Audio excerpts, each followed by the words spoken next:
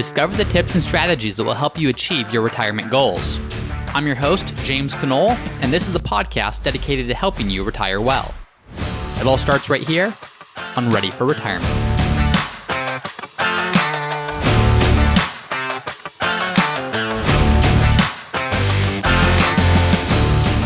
Hi everyone, welcome back to another episode of Ready for Retirement. I'm your host, James Knoll, and it's no secret that a majority of a lot of people's savings for retirement is done in their 401k. So that being the case, it's very important to know that the funds you're investing in your 401k are the best possible funds for you to be able to use to meet your retirement goals. So this brings up the next question of what are the best funds for you to invest in to meet those goals. And a common option that's available in just about every single retirement plan, 401k, is called a target date fund. So what we're going to be talking about today's episode is if you want to learn what a target date fund is, how does it work, what are the fees, is it best for you, this is the episode for you. That's what we're going to jump right in and explore today. As always, the notes and the resources mentioned in today's episode will be available at the Ready for Retirement website, which can be found at readyforretirement.co. But with that said, let's jump right in. So let's start by defining what a target date fund is. So if you have your 401k, if you're getting enrolled with it, you're given a mix or a list of fund options that you can choose from. So here's the funds that you can select as you invest money into this 401k. You can either choose individual mutual funds, and in a sense, build your own portfolio, saying, okay, I want to use some funds that maybe own some US stocks, some international stocks, some bonds, some real estate, whatever's appropriate for you. You can build it that way. Or you can select a target date fund. And a target date fund is almost going to be like a done for you portfolio allocation. So what you do is you select the target date fund that corresponds with the year that you think you might retire. For example, if you're 60 and you think you might retire at 65, then you might choose a target date fund to retire 2025. 5 years from now, that fund's going to be managed as if you're going to retire in the year 2025, which is 5 years from today. And instead of you going in and choosing specific mutual funds to build a portfolio for yourself, the target date fund manager will do that for you. They will choose the mix of stocks and bonds and different types of stocks and bonds that would be appropriate, in their opinion, for someone that's going to retire in the year 2025. So this brings up two main questions. Number one is, does that mean that all target date funds are the same? And number two, does that mean that target date funds are the best thing for you? Sounds pretty straightforward. You choose a fund that corresponds with your retirement year, and someone else does the management for you. So let's explore both of those questions. The first being, does this mean that all target date funds are the same? For example, you might have a Fidelity Target Date Fund 2025. You might have a Vanguard fund that's a Target Date 2025. You might have T. Rowe Price Target Date 2025 and countless other options. Does that mean that they're all going to be managed the exact same? If so, then the feedback would be pretty universal in terms of are these good or are they bad? But the challenge is just because each company has its own target date fund doesn't mean those target date funds are managed the same exact way. Let's explore some of those differences. So one of the most important things when it comes down to your investment portfolio, the first thing I always start with when I look at what's the portfolio that you're invested in is I like to look at the allocation or the breakdown between how much do you have in stock investments and how much do you have in bond investments. That is going to be the number one driver of what return can you expect to achieve from your portfolio. It's also the number one driver of the risk that you can expect out of your portfolio. So when you look at different target date funds, I want to start by understanding how much of each of them is in stock and how much is in bond. And so I looked at some target date funds, looking at target date 2020 funds. So essentially the fund that you would be invested in if you were to retire in 2020. You would expect that many of these would be pretty similar in how much they have in that stock to bond ratio, but they weren't. For example, you have the John Hancock Fund's Retirement Choice 2020 portfolio. That investment, that fund, it has 15% allocated to stocks and the other 85% allocated to things like cash and bonds. You then look at another fund offered by John Hancock. This is the John Hancock Multi-Manager 2020 Lifetime Portfolio, also a target date fund. It has 50% in stocks and 50% in bonds. And then there's others, whether it's Fidelity or Vanguard or T. Rowe Price, that have between 50 and 60% in stocks and the other remaining amount in bonds. So they're all target date funds. They all correspond with the same retirement year of 2020, but you have allocations to stocks, or you have a range of allocations that's anywhere between 15 to 60%, meaning those are very, very different portfolios. So is a target date fund best for you? Well, to start with, target date funds, not all of them are even created equal, even when you're looking at the same retirement year. And this certainly isn't a recommendation, of course, for any of these specific managers. This is just using this as an example. that some can be very conservative while some can be more aggressive even while corresponding to the same retirement year. So that's the one thing, that there's differences between how these companies or how these managers invest the same target date portfolio. Another thing that's different is the asset classes represented. So the goal of a target date fund is to say, instead of you having to go out and choose how much you want in big companies, how much you want in small companies, how much you want in international investments, how much you want in bonds, the target date fund manager is doing that for you. And now a lot of these target date fund managers, they're going to own the core, what you call asset classes. So whether that's US large cap, US mid cap, US small cap, international equity, emerging markets equity, US fixed income, those are kind of a lot of the core asset classes that are owned. But then you start looking at things like high yield bonds, international bonds, emerging market debt, real estate or REITs, commodities, and every fund manager is a little bit different. Some include those, some don't include those, but there are those key differences as well.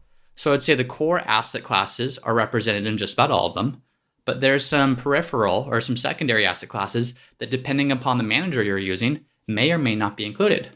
So depending upon your situation, depending on what you need out of your portfolio, one fund manager may be appropriate, whereas another might not be, depending on what you do or don't want to hold in your portfolio. And then finally, they're different in the fees that they charge. So keep in mind that every mutual fund, it has an internal cost. It's not something that you see, but it's something that exists inside of the mutual fund.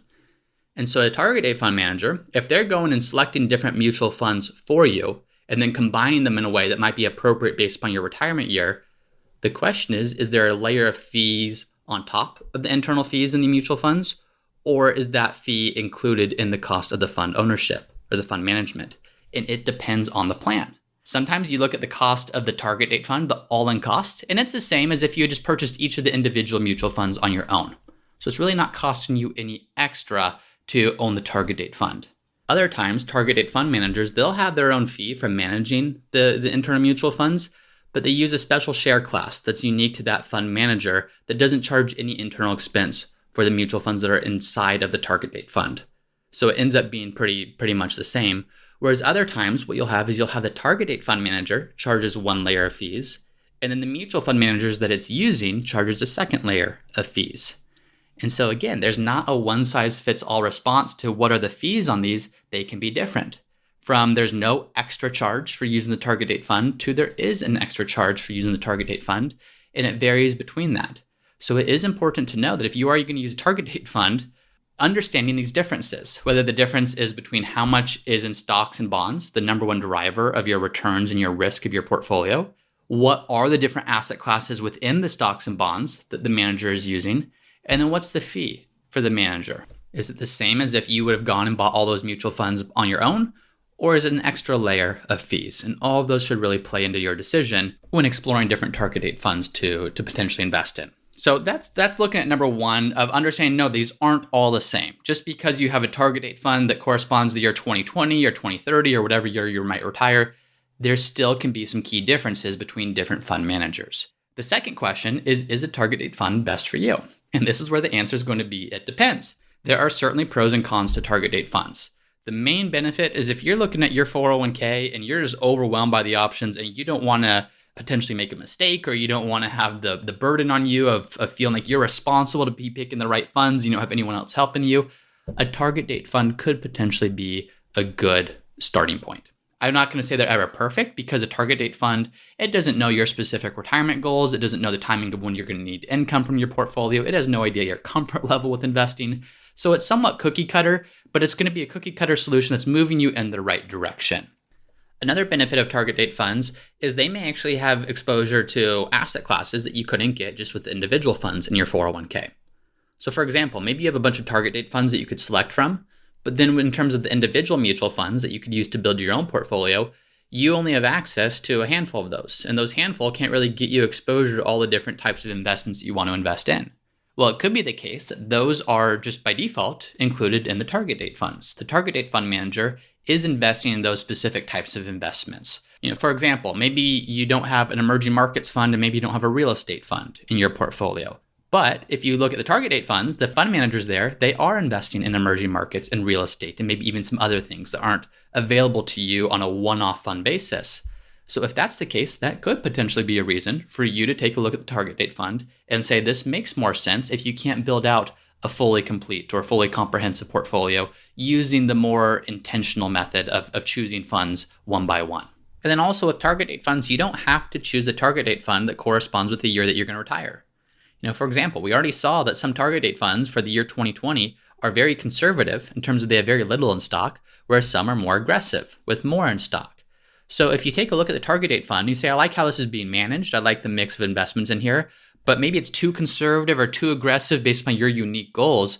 Well, don't feel like you have to use a target date fund that corresponds with your retirement date. If you feel like one is too conservative maybe, and you want to retire, say, in 2025, for example, well, look at the 2030 portfolio or look at the 2035 portfolio. The further out you go, the more aggressive these are going to be managed, because the longer that you have, the fund manager is going to look at that and say, there's more time on your side. We can be more aggressive to get more growth.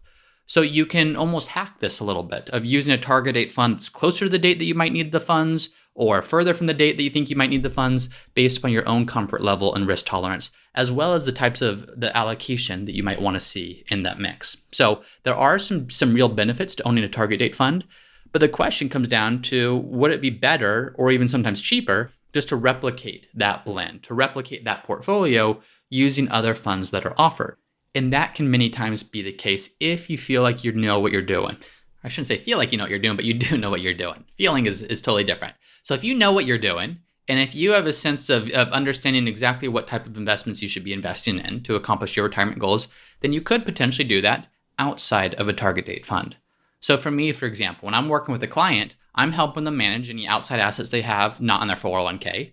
But then when it comes to their 401k, I'm taking a look at their fund options, I'm seeing what they have available to them, and then I'm typically putting together a more specific list of recommendations. I'm giving them the allocation that I think is going to fit their own unique goals a little bit more intentionally than a target date fund might be. So there's a couple ways that you could do this. Number one, we already saw that some target date funds, they layer an extra fee on top of the internal cost of the mutual funds that they're using. So sometimes this can be pretty simple. You could take a look at the target date fund. You could almost dissect that to see what funds are being used underneath the cover of that.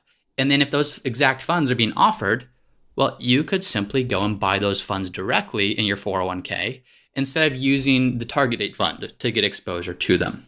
Now, the only thing to note with that is the target date fund, over time, it starts to get more and more conservative.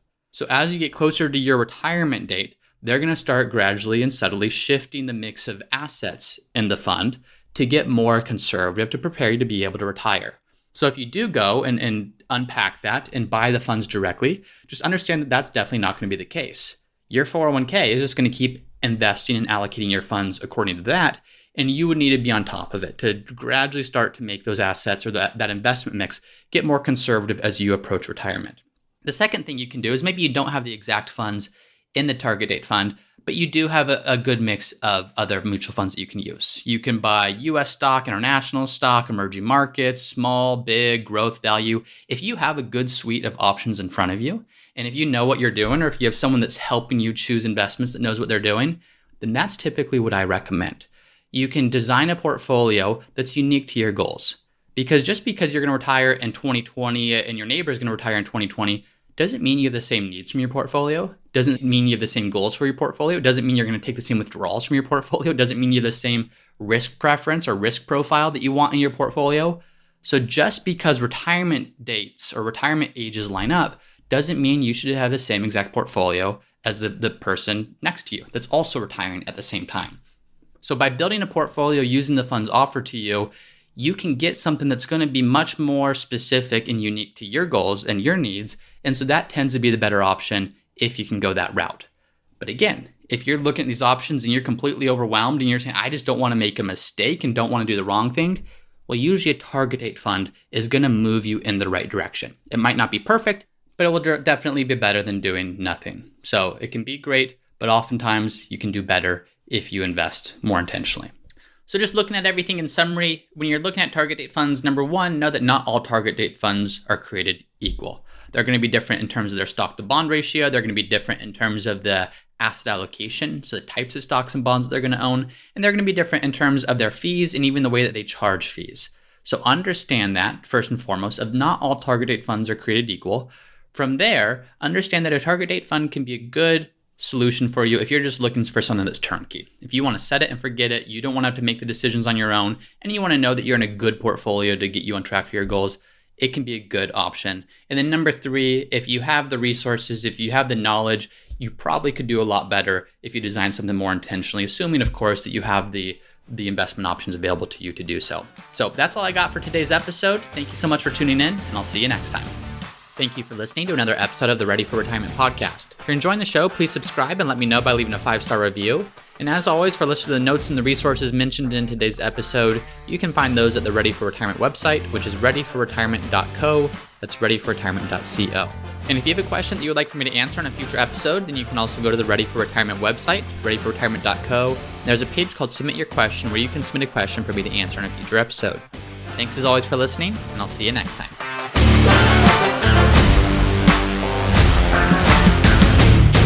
Hey everyone, it's me again for the disclaimer.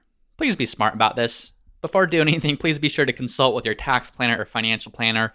Nothing in this podcast should be construed as investment, tax, legal, or other financial advice. It is for informational